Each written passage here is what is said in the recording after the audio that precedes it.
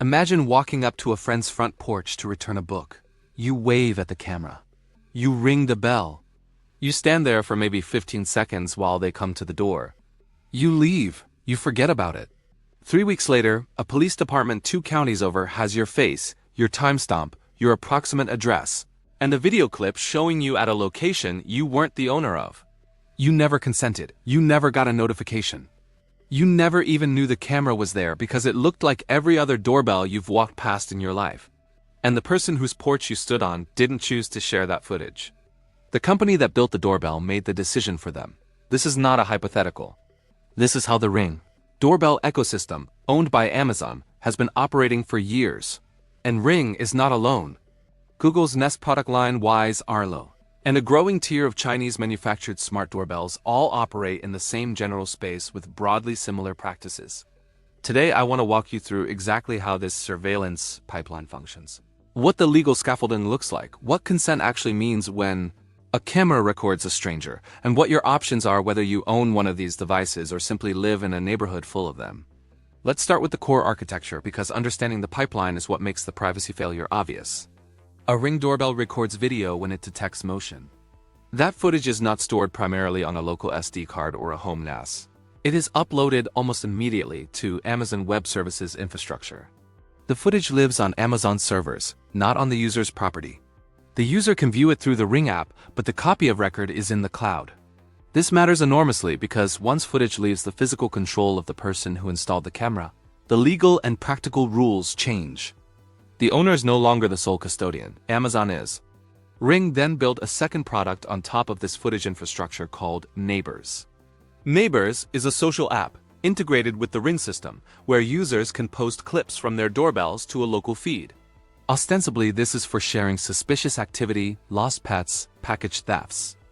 In practice, it also created a standing repository of tagged, time-stamped, geolocated video of every person who walked in front of a participating camera.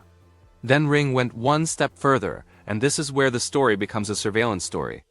Ring established formal partnerships with law enforcement agencies across the United States. At the program's peak, reporting by the Electronic Frontier Foundation and journalists at Vice and Gizmodo documented over 2,000 police and fire departments enrolled in the Ring partnership program. Through a tool Ring called the Neighbors Public Safety Service Portal, law enforcement agencies could send bulk requests to Ring users in a specified geographic area, asking them to share footage from a given time window. The request came with Ring branding. It came with suggested language from Ring, and critically in the portal Amazon built, police could see how many cameras existed in an area before they even sent a request. The surveillance map was, in effect, being drawn in real time and handed to agencies that had no independent warrant authority to compel any of it. Ring has insisted and continues to insist that users were not required to share footage. Technically true. But the architecture matters. When a police officer sends a request through a polished app with official branding, the pressure on the recipient is not legally coercive, but it is socially significant. Research on law enforcement requests consistently shows that civilians overestimate their obligation to comply. Ring built a system that maximized this dynamic.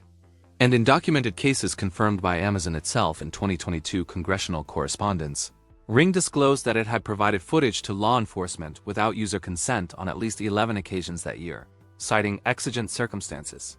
Whether those circumstances were genuinely urgent is not auditable by outsiders. What we know is that the consent model has explicit carve-outs the user is not notified of. Now widen the frame. The person who bought the Ring doorbell at least made a choice. They clicked through a terms of service agreement. They installed an app. They opted into the ecosystem, however imperfectly informed that decision was. The person walking down the public sidewalk in front of that house made no such choice.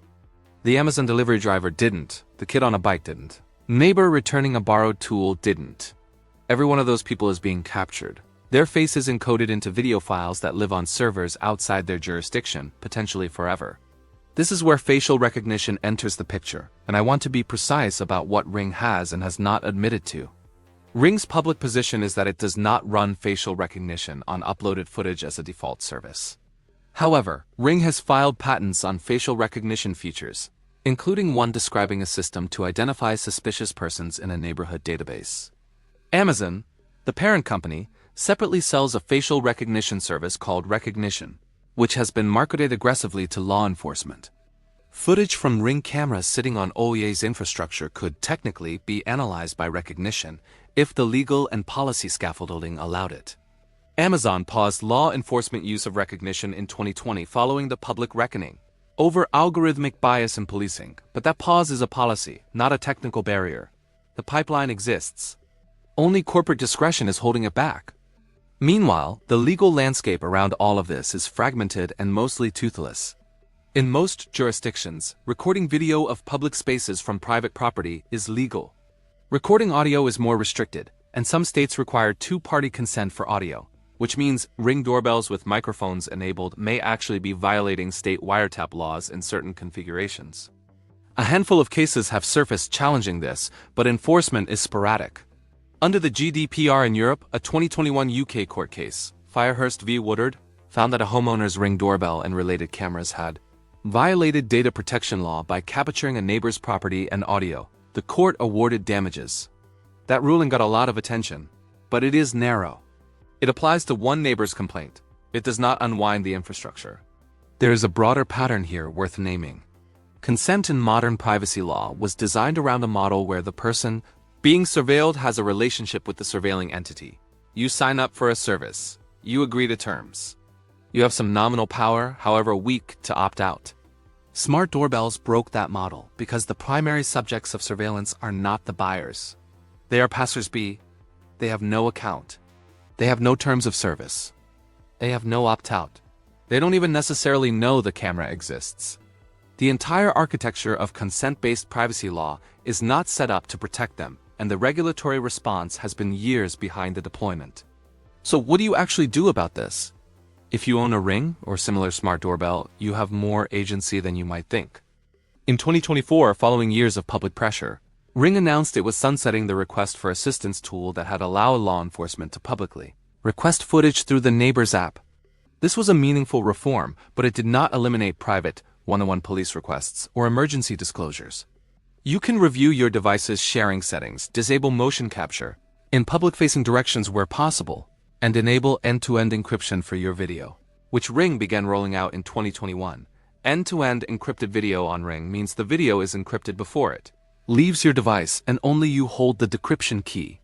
This meaningfully reduces Amazon's ability to hand over readable footage, even under subpoena, though it also disables certain cloud features like motion verification. If you don't own one but you live in a neighborhood full of them, your options are more limited.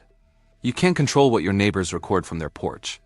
You can, however, reduce your exposure by paying attention to which direction cameras face, adjusting your walking routes when practical, and understanding that anytime you walk through a residential area, you should assume your face and timing are being recorded. That's not paranoia. That's accurate threat modeling in 2026. For people thinking about buying a smart doorbell, there are alternatives that don't involve cloud-first architecture. Systems based on open-source firmware like Frigate or Home Assistant integrations can run entirely on local hardware. You keep the video. No cloud, no law enforcement portal, no Neighbors app. The trade-off is that you have to manage the system yourself, which is a real barrier for most buyers, but for anyone who cares about this, it's the only clean option. There's a larger principle I want to land on before we close. The smart doorbell is a tiny camera, but it represents something much bigger about how surveillance got deployed in the 2010s and 2020s. No government mandated it. No court ordered it. No one voted for it. It got built because a company saw a product opportunity. It got bought because it was convenient, and it got integrated with policing. Because law enforcement is extremely good at noticing when a new data source appears. Surveillance infrastructure rarely gets built by authoritarian fiat in open societies. It gets built by accumulation, one consumer purchase at a time, until the capability is so widespread that the social and legal system is forced to catch up to it rather than shape it. The decisions being made now about who controls doorbell footage, how long it's retained, what agencies can request it, whether your face can be recognized in it, are decisions that will shape the privacy baseline for the next generation. The infrastructure is already there.